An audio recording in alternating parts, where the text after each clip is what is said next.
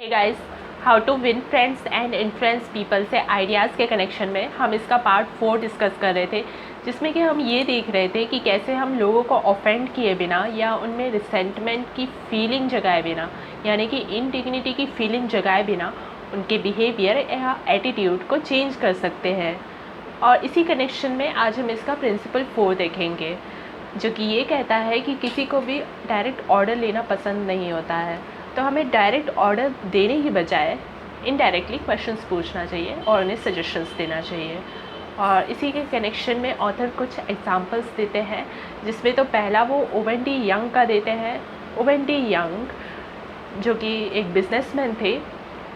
Author की मुलाकात एक लेडी से होती है जो ओवेन डी यंग की बायोग्राफी लिख रही होती है, और उसी कनेक्शन में उस लेडी की मुलाकात एक पर्सन से होती है जो कि ओवेन डी यंग के साथ 3 इयर्स तक काम किए थे। और वो पर्सन उस लेडी को बताता है कि कभी भी Owen D Young directly orders नहीं दिया करते थे, बल्कि वो सजेशंस दिया करते थे अपने असिस्टेंट्स को। वो ये नहीं कहते थे कि ये करो या वो करो, या ये मत करो या वो मत करो, बल्कि वो कहते थे कि तुम इसे कंसिडर कर सकते हो, या तुम्हें ये कैसा लगता है, तुम इसके बारे में क्या सोचते हो। जब भी कोई असिस्टेंट कोई लेटर को लेकर आता था, तो वो उससे कहते थे कि मुझे लगता है कि ये फ्रेस बेटर होगा उस चीज़ से। तो वो हमेशा इन चीज़ों को सजेशंस के फॉर्म में लोगों को कहते थे, और लोगों को उनको काम खुद करने देते थे, अपने असिस्टेंट को, और अपनी मिस्टेक से सीखने देते थे। तो इस तरीके से जब हम सजेशंस देते हैं तो लोगों को मिस्टेक्स करेक्ट करना भी इजी हो जाता है, उनके प्राइड उनके बीच में नहीं आता है, और इस तरीके से वो इम्पॉर्टेंट भी फील करते हैं, और इसलिए वो मिस्टेक को ठीक भी कर लेते हैं और काम सही भी कर लेते हैं।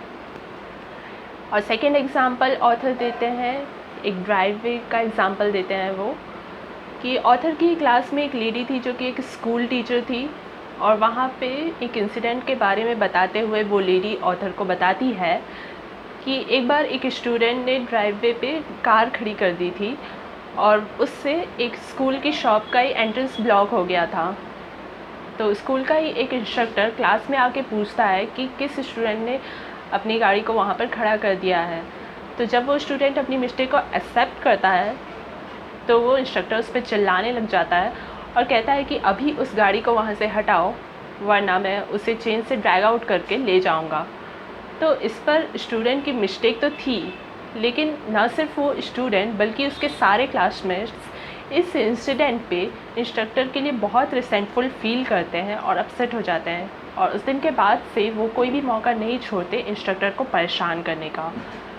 नाउ ये इंस्ट्रक्टर उसे सिचुएशन को अलग तरीके से भी हैंडल कर सकता था। जब वो स्टूडेंट को पूछ रहा था कि किसकी कार वहाँ पे खड़ी है, तो उसके बाद जब स्टूडेंट ने अपनी मिस्टेक को एक्सेप्ट किया, तो उसके बाद वो सजेशन के फॉर्म में कह सकता था कि उस गाड़ी को वहाँ से हटा लो, जिससे कि बाकी गाड़ियाँ भी इन एंड आउट हो सकें।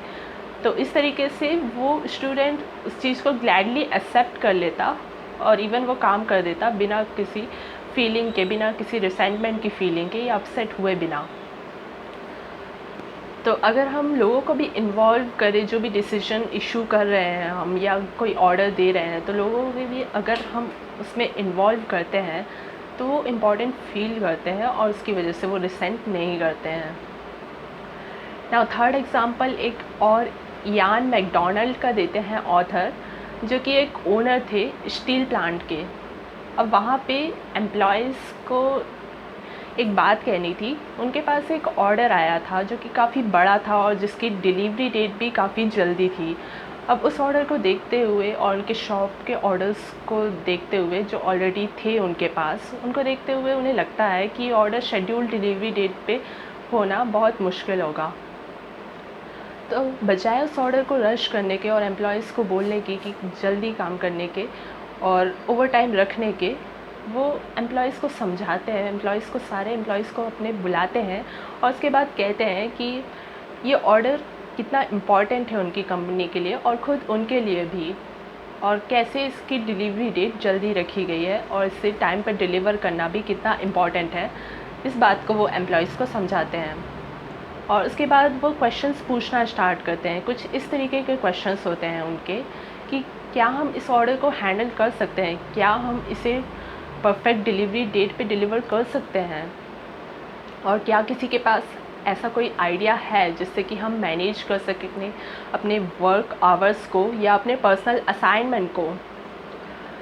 तो जो एम्प्लॉयज़ है वो अलग अलग आइडियाज़ के साथ आते हैं और वो इस सिचुएशन को एक we can do it attitude के साथ अप्रोच करते हैं, और फाइनली वो ऑर्डर तैयार हो जाता है टाइम पे और इवन डिलीवर भी हो जाता है शेड्यूल डिलीवरी डेट पे। ये सारे एग्जांपल्स थे जिसमें कि आपने देखा कि कैसे सजेशंस देकर हम किसी के एटीट्यूड या बिहेवियर को चेंज कर सकते हैं, और इवन उन्हें डिसीजन में एक पार्ट फील करा के उन्हें इम्पॉर्टेंट फील करा सकते हैं, और बिना उनमें रिसेंटमेंट की फीलिंग जगाए उन्हें सजेशंस एक्सेप्ट करवा सकते हैं। तो इफ़ेक्टिव लीडर हमेशा यूज़ करेगा ये प्रिंसिपल कि वो क्वेश्चंस पूछेगा बजाय कि डायरेक्ट ऑर्डर्स देने के। तो ये एक प्रिंसिपल था लीडर सेक्शन से, how to win friends and influence people से, और इसके और भी प्रिंसिपल्स हम डिस्कस करते रहेंगे अलग अलग वीडियोस में। ये काफ़ी अच्छी बुक है पीपल स्किल्स के लिए, और अगर आप इस बुक को पढ़ना चाहते हैं और उसे ख़रीदना चाहते हैं तो आप लिंक डिस्क्रिप्शन में देख सकते हैं। और अगर आप और वीडियोस देखना चाहते हैं इस बुक से रिलेटेड या ऐसी किसी बुक से रिलेटेड, तो आप मेरे चैनल को सब्सक्राइब कर सकते हैं नीचे सब्सक्राइब बटन पर क्लिक करके। आप मुझे इस वीडियो पे अपना फीडबैक भी दे सकते हैं अपने लाइक्स एंड कमेंट्स के थ्रू। तो मिलते हैं गाइस जल्दी नेक्स्ट वीडियो में। Take care and stay happy. Bye bye.